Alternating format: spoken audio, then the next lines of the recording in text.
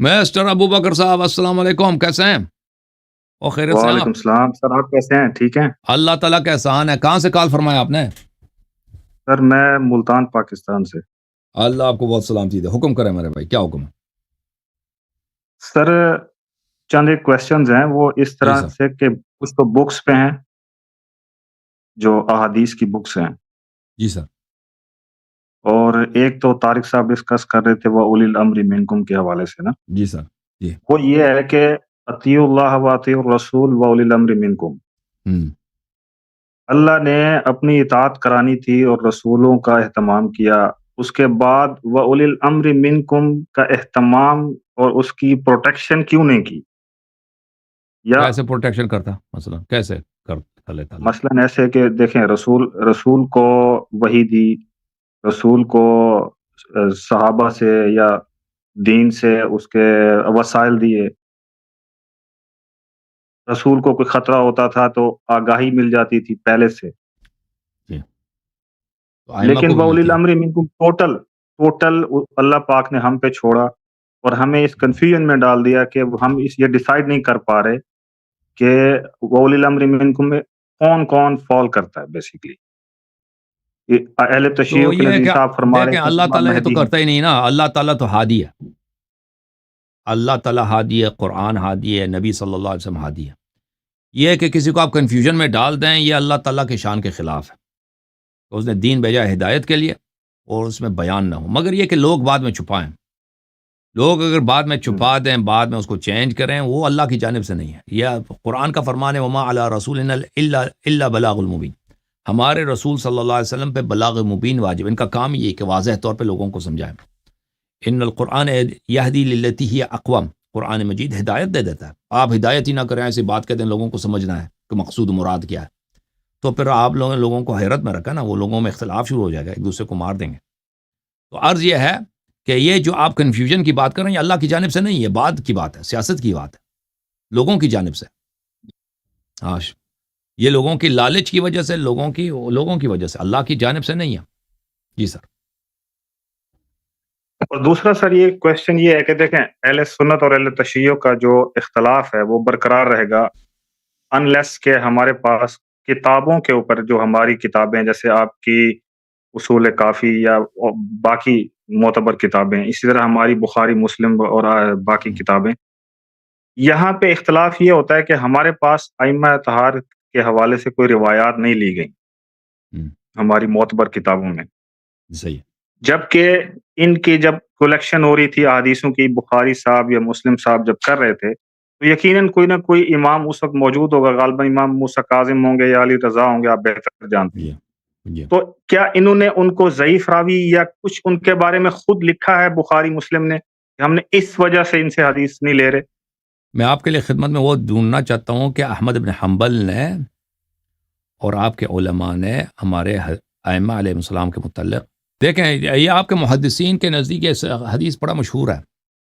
امام رضا علیہ السلام سے حدیث نقل کرتے ہیں احمد بن حنبل وغیرہ، کہ وہ انہوں نے اپنے والد سے سنا، انہوں نے اپنے والد سے سنا، یعنی امام موسیٰ کاظم علیہ السلام سے وہ نقل کرتے ہیں، وہ اپنے والد امام جعفر صادق علیہ السلام سے نقل کرتے ہیں امام موسیٰ، اور وہ اپنے امام محمد باقر علیہ السلام سے، وہ امام سید الساجدین علیہ السلام سے، وہ امام حسین علیہ السلام سے، اور وہ امیر المؤمنین علیہ السلام سے، اور وہ رسول اللہ صلی اللہ علیہ وسلم سے۔ کلمۃ لا الہ الا اللہ حصنی فمن دخل حصنی امن من عذابی، یہ حدیث کافی مشہور ہے۔ اس کا سلسلہ میں نے آپ کو بتا دیا، سلسلہ یہ حدیث یہی ہے۔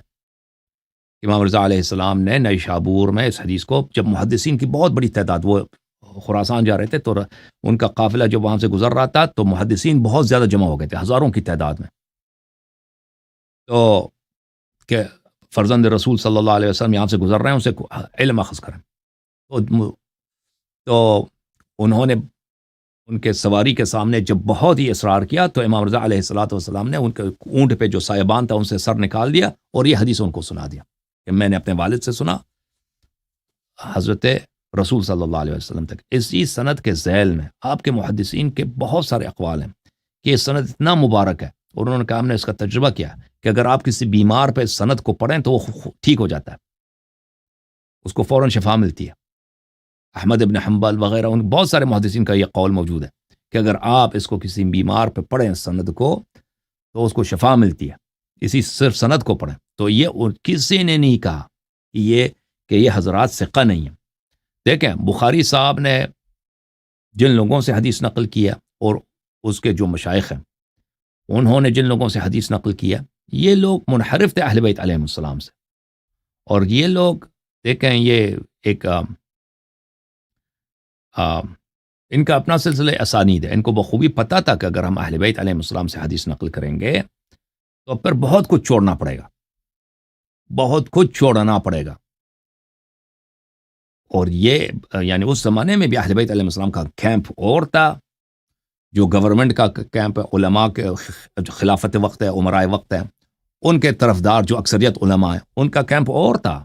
ان کے اپنے عقائد ہیں، ان کے اپنے نماز پڑھنے کے طریقے ہیں، ان کا اپنا فقہ ہے، سب کچھ. اور ان کو بخوبی پتہ تھا اہل بیت علیہ السلام کے جو ائمہ ہیں ان کا عقیدہ کچھ اور ہے.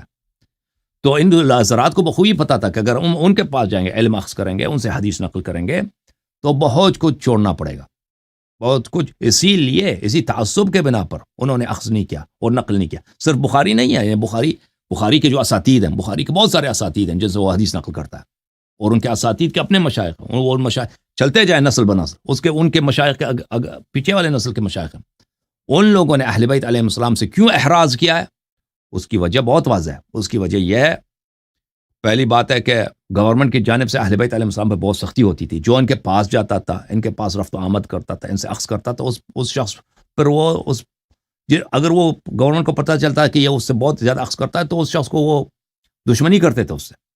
یعنی وہ شہر کا جو گورنر ہوتا تھا، شہر کے جو بڑے علماء ہوتے تھے، اس سے وہ دشمنی کرتے تھے.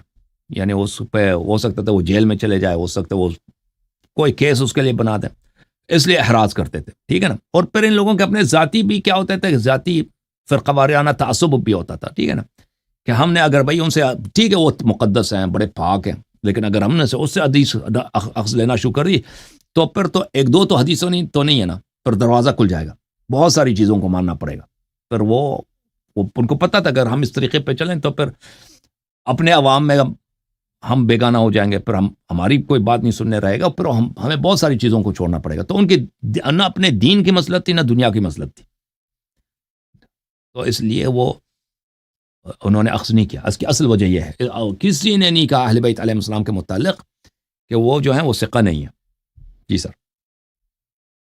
تو دوسری بات یہ ہے کہ اگر ائمہ اطہار کے حوالے سے تو انہوں نے نہیں کہا، مثبت لکھا ہمیشہ، لیکن جو آپ کے کتاب کے مصنفین ہیں جیسے کتاب سلیم ہو گئی، تو اس کے بارے میں تو خاص طور پہ ائمہ اہل سنت یا آج کل کے علماء بھی خاص طور پہ مولانا اسحاق صاحب یہ تو بڑی فصاحت سے یہ بیان کرتے تھے کہ یہ اس کتاب کی کوئی حیثیت نہیں ہے.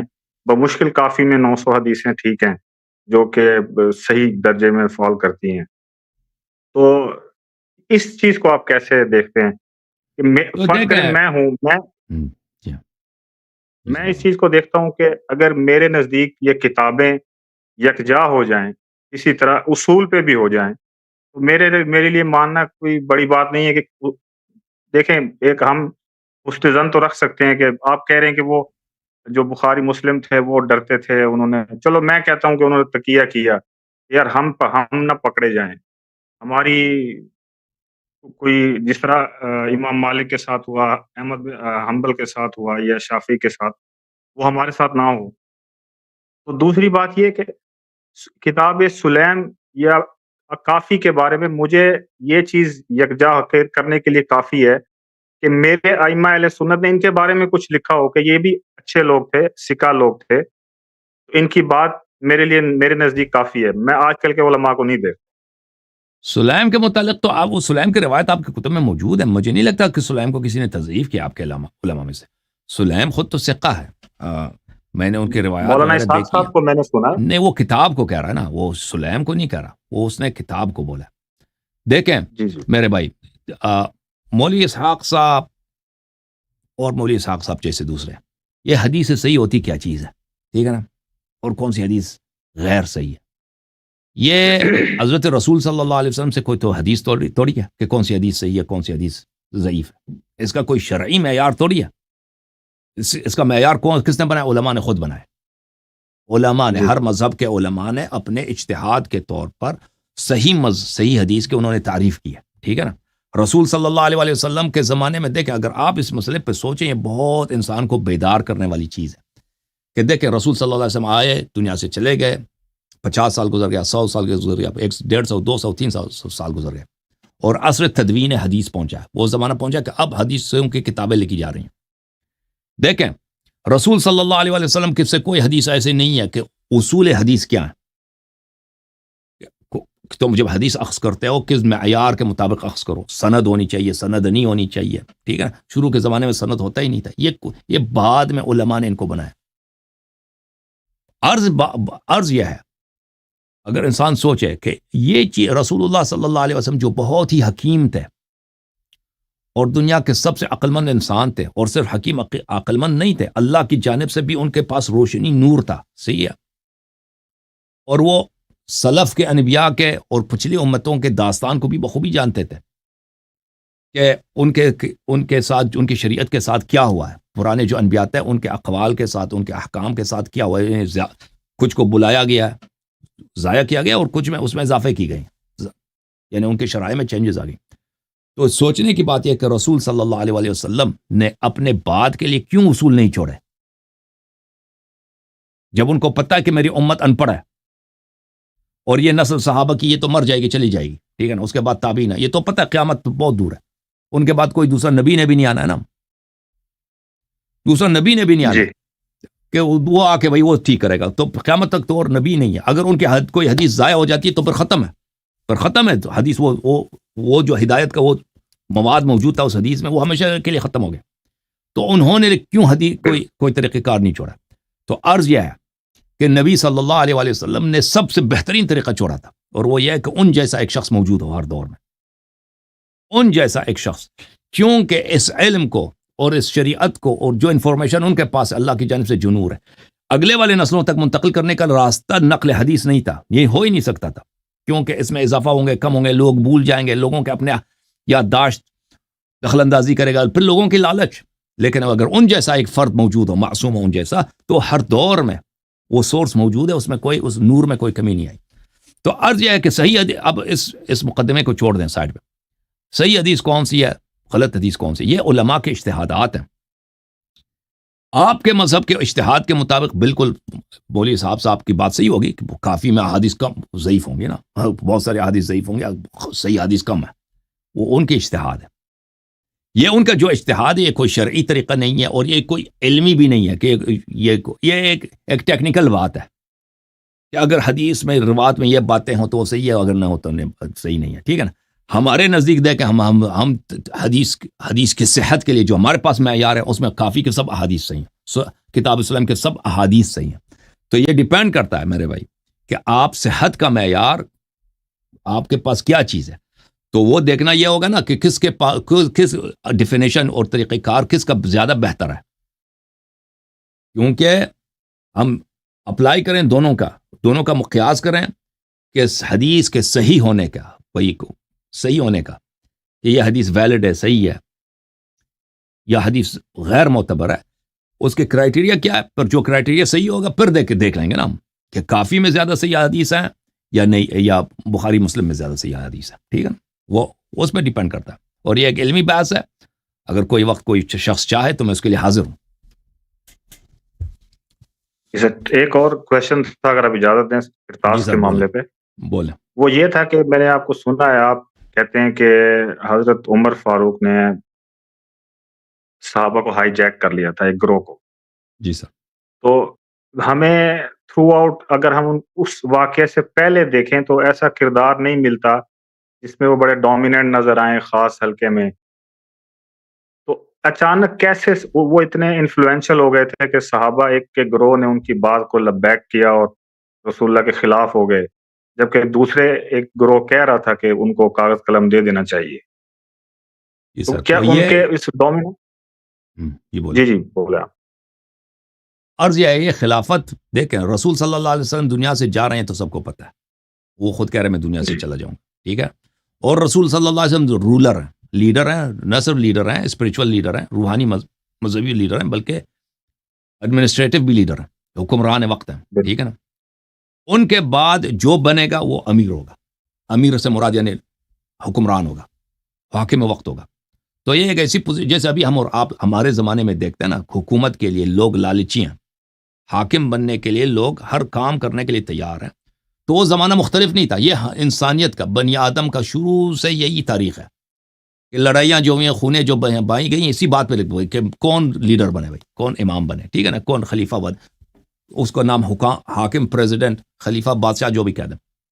تو رسول صلی اللہ علیہ وسلم دنیا سے جا رہے ہیں، اور یہ ان لوگوں کو بخوبی پتہ ہے کہ رسول صلی اللہ علیہ وسلم بوڑھے ہیں، وہ دنیا سے انہوں نے خود خبر بھی دی ہے کہ میں دنیا سے جا رہا ہوں. اور انہوں نے اپنے بعد اپنے اہل بیت علیہ السلام کو نامینیٹ کیا، اور اپنے بعد انہوں نے بالخصوص اپنے بھائی علی علیہ السلام کو نامینیٹ کیا. اب اگر کوئی اور شخص چاہتا ہے کہ یہ کام نہ ہو، حکومت ہمیں ملے، تو لازمی بات ہے کہ اس کے لیے تیاری کرنی ہوگی نا. یہ اچانک تو نہیں ہو سکتا کہ واقعی کرتاس ہی میں اچانک ایک بات ہوگی، نہیں، یہ اس کے پیچھے تیاری کی بات ہے. دیکھیں، آپ کے ہاں، آپ کے علماء کے ہاں یہ اصول جا رہے، آج سے نہیں، پرانے زمانے سے اصل جاری ہے کہ صحابہ کی کمزوری اگر کوئی حدیث ہو، اس کو نقل ہی نہ کریں، نقل ہی نہ. آپ نے خود ابھی اشارہ کیا تھا نا کہ عبد الرحمن بن شعیب النسائی کا قتل کیسے ہوا تھا، کیسے اس کو مارا گیا تھا. اس کو اسی لیے مارا گیا تھا نا کہ اس نے کہا تھا کہ مجھے نہیں پتا کہ معاویہ کی شان میں کوئی صحیح حدیث ہے بھی کہ نہیں.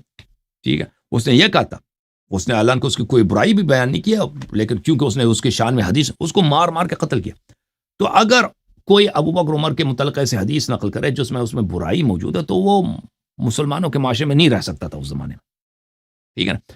تو آپ لوگوں کے کتب میں اور یہ آپ لوگوں کے علماء کی یہ اصل ہے، یہ کوئی حدیث نہیں ہے بھائی، انہوں نے خود اپنے سے ایک اصل بنا دیا، الکف عما شجر بین الصحابہ، کہ صحابہ کے متعلق کے درمیان جو اختلافی باتیں، ہم اس سے متعلق بات ہی نہیں کریں گے، حدیثیں نقل نہیں کریں گے جی. تو اگر یہ ایک سیلف سینسرنگ کا ایک ہم سینسر کریں گے بھائی، تو لازمی بات ہے اگر وہ شروع ہی سے ان کا سیلف سینسرنگ کا طریقہ کار ہوگا، تو آنے والی نسلوں کے لیے بہت سارے انفارمیشن، بہت سارے ایونٹس، بہت سارے واقعات جو اس زمانے میں پیش آئے، ان کو خبر ہی نہیں ہوگی، کیونکہ تم نے نقل ہی نہیں کیا بھائی، کیونکہ اس کے صحابہ کے آپس میں اختلافی باتیں ہیں. ٹھیک ہے نا. تو عرض یہ آپ لوگوں کے کتب میں اس کے زیادہ نشانی نہیں ملتے اس کا، لیکن میں آپ کی خدمت میں عرض کرتا ہوں کہ اہل بیت علیہ السلام کے طرق میں سے بہت زیادہ ہے کہ جب رسول اللہ صلی اللہ، یہ کئی احادیث ہیں کہ رسول اللہ صلی اللہ علیہ وآلہ وسلم نے اعلان کیا تھا غدیر خم میں کہ میرے بعد تم نے اطاعت کرنی ہے میرے بھائی امیر المؤمنین علی علیہ السلام کی. تو صحابہ کے کچھ افراد میں، جن میں ابو بکر شامل ہے، عمر شامل ہے، عثمان شامل ہے، ابو عبیدہ جراح ہیں، سالم مولا حذیفہ ہیں، ان لوگوں نے آپس میں میٹنگ رکھا تھا کہ ہم یہ نہیں ہونے دیں گے، ہم یہ نہیں ہونے دیں گے کہ رسول صلی اللہ علیہ وسلم کے وفات کے بعد خلافت علی علیہ السلام کو ملے. اور انہوں نے جا کر باقاعدہ کعبہ میں جا کر، کعبہ کے اندر، کیونکہ کعبہ اسلام سے پہلے بھی عربوں کے ہاں مقدس تھا، یعنی عرب جو تھے اپنے آپ کو حضرت ابراہیم علیہ السلام کے اولاد سمجھتے تھے، اور کعبہ کو یعنی اسلام سے پہلے بھی حج ہوتا تھا، وہ حج ہوتا تھا، وہاں پہ طواف ہوتا تھا، لیکن ان کا مشرکین کا اپنا طریقہ کار تھا. تو یہ کعبہ کے اندر جا کے انہوں نے باقاعدہ وہاں پہ ڈاکیومنٹ لکھا، ان پہ سب نے سائن کیا، ان 5 افراد نے، کہ اگر جب پیغمبر صلی اللہ علیہ وسلم دنیا سے چلے جائیں تو ہم حکومت ان کو نہیں جانے دیں گے. تو ان لوگ اس کام کے لیے انہوں نے مقدمات فراہم کیے ہیں اور بندوبست کیا ہے. تو لازمی بات ہے کہ اگر پیغمبر دنیا سے چلے جائیں ہم حکومت پہ کیسے قبضہ کریں گے، اس کے لیے میٹنگیں کی ضرورت ہے، اس کے لیے کام کی ضرورت ہے. تو یہ سب ان کا پورا ایک گروہ تھا اور صحابہ میں بہت بڑی تعداد تھی جو لوگ حسادت کرتے تھے امیر المؤمنین علی علیہ السلام سے. تو وہ سب ان کے ساتھ ہو گئے. تو بالخصوص دیکھیں عرب کا آپ سائیکولوجی اگر آپ دیکھ لیں کہ عرب ابھی تازہ مسلمان ہوئے ہیں، کوئی بھی شخص ابھی مسلمان ہوتا ہے نا تو وہ اس کی جو پہلے جو تاریخ ہے، کلچر کے آثار ہیں، وہ فوراً نہیں مرتا. بالخصوص یہ کہ اکثر لوگ جو مسلمان ہوئے تھے نا، یدخلون فی دین اللہ افواجا، رسول صلی اللہ علیہ وسلم کے آخری 1-2 سال میں وہ ڈر کے مارے مسلمان ہوئے تھے، یعنی مشرکین کو قتل کیا جاتا اگر وہ مسلمان نہ ہوتے. ٹھیک ہے نا. تو بہت سارے مسلمانوں کی ایک بہت بڑی تعداد تھی کہ وہ محبت سے اسلام نہیں ہوئے تھے، وہ ایسے ہی وہ جان بچانے کے لیے مسلمان ہوئے تھے. اور بہت سارے ایسے مسلمان تھے جو مختلفت قلوبہم تھے، رسول صلی اللہ علیہ وسلم ان کو زکوٰۃ عطا فرماتے تھے، ہدیے دیتے تھے، تو وہ اسلام کی طرف رغبت ہو گئی تھی ان کی. بالخصوص مکہ والے لوگ جو تھے، مکہ والے لوگ جو مسلمان وہ آخر تک لڑے. جب مکہ فتح ہوا ہے تو پھر وہ نہیں کر سکتے تھے کچھ نا، لڑنے کی ان میں جان نہیں تھی، پاور نہیں تھا ان کے پاس، تو مسلمان ہوئے تھے. تو یہ عرب کا سب سے جو ایلیٹ قبیلہ تھا، سب سے جو سیاسی لحاظ سے پر اثر و نفوذ تھا. مثلا آپ کے پاکستان میں دیکھیں ایک زمانہ تھا سب سے بڑا جو پولیٹیکل پارٹی ہے مسلم لیگ ہے، ٹھیک ہے نا، پاکستان بننے وقت ایک اس کے بعد آیا پیپلز پارٹی کا دور ہے کہ اگر آپ چاہتے ہیں جس الیکشن جیتنا ہے تو پیپلز پارٹی جیتے گا، بعد میں اب چینج ہو گیا، دوسرے پارٹیاں آ گئی ہیں، ٹھیک ہے نا۔ تو اس زمانے میں قبائل جو تھے پولیٹیکل پارٹیز کے حیثیت سے جو رول ابھی پولیٹیکل پارٹی ادا کرتے ہیں نا، اس زمانے قبائل تھا، قبائلی نظام تھا۔ جو سب سے بڑا فرض کریں پولیٹیکل پارٹی ہے وہ کون سے؟ قریش کی ہے، جو پورے عرب اس کا احترام کرتا ہے، پورے عرب کا حکمران قبیلہ وہی ہے۔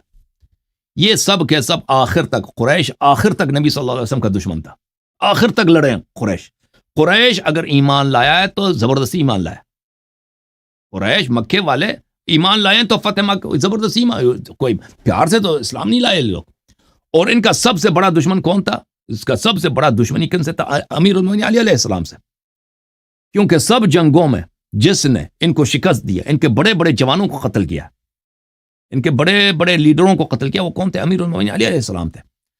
تو ان کے وہ تو کبھی قبول نہیں کرتا، یعنی سب سے جو بڑی پولیٹیکل پارٹی ہے، نبی صلی اللہ علیہ وسلم نے مکہ اپنے وفات سے 2 سال پہلے فتح کیا، وہ پولیٹیکل پارٹی تو ختم نہیں ہوئی، اس کا اثر رسوخ تو ختم نہیں ہوا، ان کے دل میں وہ جو زبردستی مسلمان ہوئے، ان کے دل میں جو امیر المومنین علیہ السلام اور رسول صلی اللہ علیہ وسلم کے خلاف جو بغض تھا وہ تو ختم نہیں ہوا نا، وہ کہ انہوں نے ہمارے جوانوں کو قتل کیا، ہمارے سرداروں اور ہمیں ذلیل کیا، ہمارے شہر پہ زبردستی قبضہ کیا، ہمارے دین کو ان لوگوں نے چینج کیا۔ تو وہ تو دیکھیں جن لوگوں نے خلافت پہ غصب کرنا تھا، ابو بکر عمر، ان کے لیے پولیٹیکل سپورٹ بہت ہی وسیع پیمانے پہ فراہم تھی۔ وہ کس لیے؟ وہ اس دشمنی کی وجہ سے، اس حسادت کی وجہ سے جو بنی ہاشم کے ساتھ تھا، بالخصوص امیر المومنین علی علیہ السلام کے لیے تھا۔ تو ان لوگوں کو سپورٹ ملنا یہ ایک طبیعی بات تھی کہ ان کو سپورٹ مل جائے، کیونکہ عرب مسلمان اس زمانے میں اکثریت مسلمان 99 تو نہیں کہہ سکتا، 90% جو مسلمان ہوئے تھے نبی صلی اللہ علیہ وسلم کے 2 سال آخر میں مسلمان ہوئے تھے، اور ان میں سب سے بڑی جو پارٹی تھی قریش کی تھی، یعنی سب سے زیادہ انفلوئنشل صاحب نفوذ اثر رسوخ والے وہ قریش تھی، اور قریش جو تھے وہ بالکل نبی صلی اللہ علیہ وسلم کے خلاف اور علی علیہ السلام کے خلاف تھی۔ اس وجہ سے ان کو بہت بڑی ان کے لیے خلافت پہ قبضہ کرنا آسان کام تھا، مشکل نہیں تھا ان کے لیے۔ جی سر۔ اچھا صاحب، ایک حدیث ہے ہمارے ہاں، حضرت حذیفہ کو رسول اللہ نے بتایا کہ میرے 12 صحابہ منافق ہیں، وہ آپ کے ہاں بھی موجود ہے حدیث؟ اس طرح نہیں ہے، اس طرح سے نہیں ہے جی، ہمارے آپ لوگوں کے کتب میں مشہور ہے جی، ہمارے ہاں ہیں، ہمارے ہاں تو بہت زیادہ ہے کہ رسول اللہ صلی اللہ علیہ وسلم نے مختلف مواقع پر ان کے صحابہ نام لے کر کہ یہ صحابہ میرے بعد یہ جو ہے فتنہ کریں گے، یہ خلافت پہ غضب کریں گے، وہ تو بہت زیادہ ہمارے ہاں۔ بلکہ ہمارے ہاں یہ کہ اللہ تعالیٰ نے قرآن مجید میں بہت سارے آیات نازل کیے جن سے مراد یہ غصب خلافت ہے، اور یہی اللہ تعالیٰ نے پہلے سے بتا دیا کہ بھئی یہ چیزیں رسول صلی اللہ علیہ وسلم کے بعد ہوں گے۔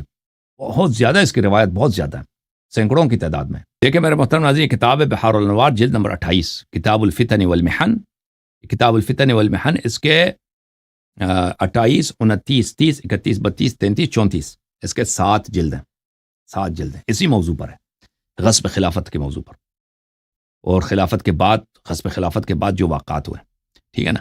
یہ جلد اس کی پہلی جلد ہے، جلد نمبر 28۔ اس میں جو پہلا باب ہے وہ یہی ہے، افتراق الامہ بعد النبی صلی اللہ علیہ وسلم علی 73 فرقہ، اور اس امت میں وہی باتیں ہوں گی جو پرانے امتوں میں ہوئی ہیں، اور بہت سارے لوگ مرتد ہو جائیں گے، ٹھیک ہے نا۔ اس کے بعد والی جو باب ہے، باب نمبر 2، وہ بڑا اہم باب ہے۔ یہ باب ہے، باب نمبر 2 جو ہے یہاں پہ صفحہ نمبر 37 پہ شروع ہوتی ہے، اخبار اللہ تعالی نبیہ، اللہ تعالیٰ نے جو وہ روایات، وہ احادیث اور وہ قرآن کی آیات جو اللہ تعالیٰ نے نبی صلی اللہ علیہ وسلم کو خبردار کیا، وہ اخبار النبی صلی اللہ علیہ وسلم امتہ، اور وہ احادیث جس میں حضرت رسالت پناہ صلی اللہ علیہ وسلم نے اپنے امت کو خبردار کیا بما جرى علی اہل بیتہ صلوات اللہ علیہم من الظلم والعدوان، کہ رسول صلی اللہ علیہ وسلم کے بعد امت اہل بیت پہ ظلم کرے گی، صحابہ اہل بیت پہ ظلم کرے گی، امت اہل بیت پہ ظلم و عدوان کا مرتکب ہوگا۔ یہ وہ باتیں ہیں، ٹھیک ہے۔ حذیفہ کی 12 وہ صحیح ہوگا اپنی جگہ پر، لیکن یہ حدیث ہمارے پاس بہت زیادہ ہے، ہمارے پاس بہت زیادہ ہے کہ رسول صلی اللہ علیہ وسلم نے خبر دی ہے ان کے بعد جو فتنے ہوں گے، اہل بیت علیہ السلام کا حق غصب کیا جائے گا، اور یہ بہت طویل باب ہے، اس کے بعد والا ایک باب ہے، اس میں بھی یہی موضوع ہے. اس کے بعد والا جو باب ہے یا اس کی بھی یہ موضوع ہے. یہ دونوں باب آپ ملا دیں، تقریباً 120 صفحے ہوتے ہیں، اس میں بہت سارے احادیث آ جاتے ہیں. اچھا، اس کے بعد والی جو باب ہے اس کا عنوان یہاں پہ نہیں ہے، یہ باب نمبر 4 ہے. اس کا بھی یہی اسی موضوع پہ جاتا ہے. ٹھیک ہے نا، کہ رسول صلی اللہ علیہ وسلم کے بعد انہوں نے جو خبر دی کہ ان کے بعد غصب خلافت ہوگا. لہذا یہ بہت وسیع ایک عنوان ہے ہماری کتب میں.